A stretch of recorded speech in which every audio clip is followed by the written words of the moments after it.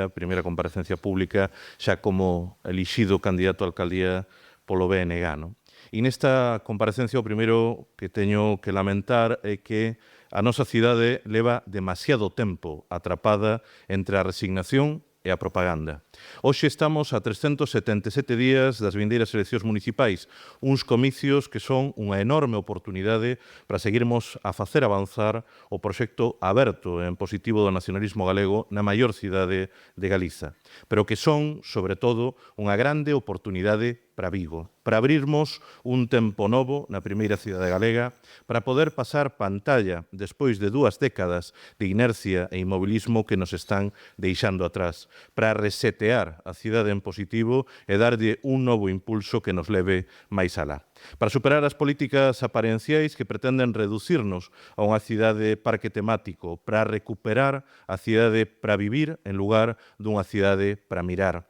para utilizar os enormes recursos cos que conta o Concello de Vigo en atender as necesidades reais das viguesas e dos vigueses fronte ao actual desgoberno que coa súa falla de xestión deixou sen executar 137 millóns de euros só no pasado ano 2025. 137 millóns non son só unha cifra nun balanzo contábel, son as escolas infantís ou as bibliotecas que non se abriron, son as vivendas que non se rehabilitaron e o transporte público que non chega ás nosas parroquias. É o prezo da desidia. 137 millóns de euros que podían terse convertido en máis e mellores servizos públicos, nunha mellor atención dos nosos barrios e parroquias, nunha vizosa aposta pola cultura como dereito en políticas deportivas ou en alternativas para a mocidade. 137 millóns de euros que, sendo da cidade, das viguesas e dos vigueses, non volveron á cidade para se acabar amoreando neses xigantescos remanentes que son o símbolo dun goberno que anuncia e promete, pero que non fai. Non partimos de cero. O BNG chega cun traballo sólido detrás, construído a pé de rúa, barrio a barrio, parroquia a parroquia, con presenza constante, cun continuado contacto e interlocución cos movementos sociais e, o que é máis importante, con propostas concretas para Vigo. Desde as eleccións municipais de 2023, nas que recuperamos o grupo municipal e triplicamos a nosa representación no pleno, desenvolvemos máis de 950 iniciativas, propostas ou posicionamentos para defendermos sempre os intereses da cidade e facermos unha oposición útil, firme e propositiva. E ese traballo está a ter un reflexo claro no apoio social á nosa alternativa. Vigo vive un crecemento sostido e imparável do BNG, como demostran os últimos procesos electorais. Aumentamos nun 45% os votos nas últimas eleccións xerais, acadamos nas europeas o mellor resultado en 2 décadas e fixemos historia convertendo o BNG na primeira forza política na cidade nas últimas eleccións galegas, derrotando o Partido Popular.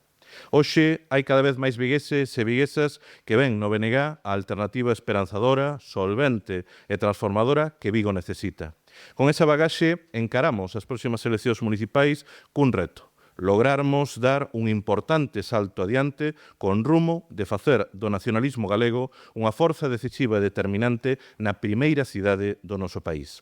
Non será sinxelo, non o vai ser, porque nada nunca é sinxelo para o BNG, pero como as formigas que tecen formigueiro, sabemos que os avances que de verdade transforman a realidade empurranse sempre desde abaixo e avanzan palmo a palmo, metro a metro. Somos a forza alza en Vigo, a que millares de viguesas e vigueses ollan con confianza nova, incorporándose nunha onda de apoio e simpatía que temos que lograr traducir en votos cando se abran as urnas o 23 de maio de 2027. Con toda a ambición, sen límites nin teitos, con confianza na nosa alternativa política, pero sobre todo con absoluta confianza no pobo, na veciñanza que o ten que alentar, que ten que alentar este proxecto de transformación coa forza imparável da xente. Por iso, desde o BNG, tendemos a man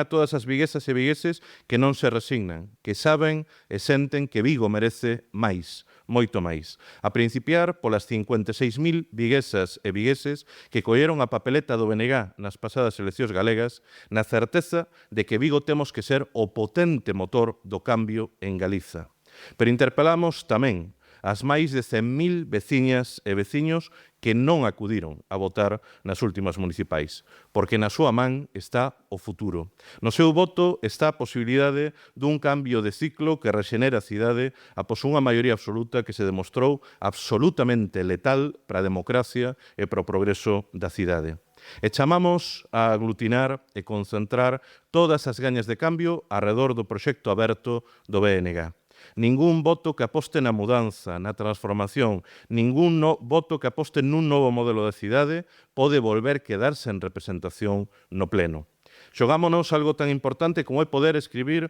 un novo capítulo da historia da nosa cidade con mans e ideas novas. En pouco máis dun ano, Vigo vai ter que escoller.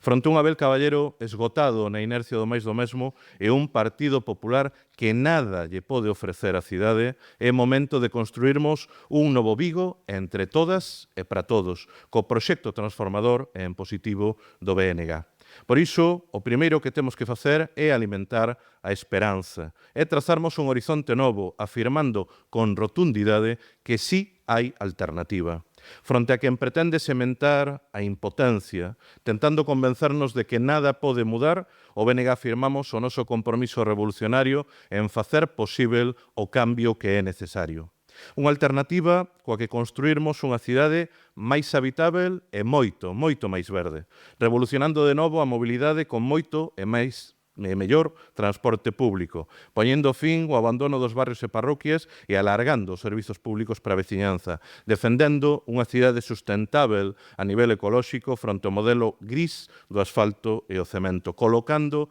o urbanismo ao servizo do interese xeral e non dos poderosos intereses dos de sempre.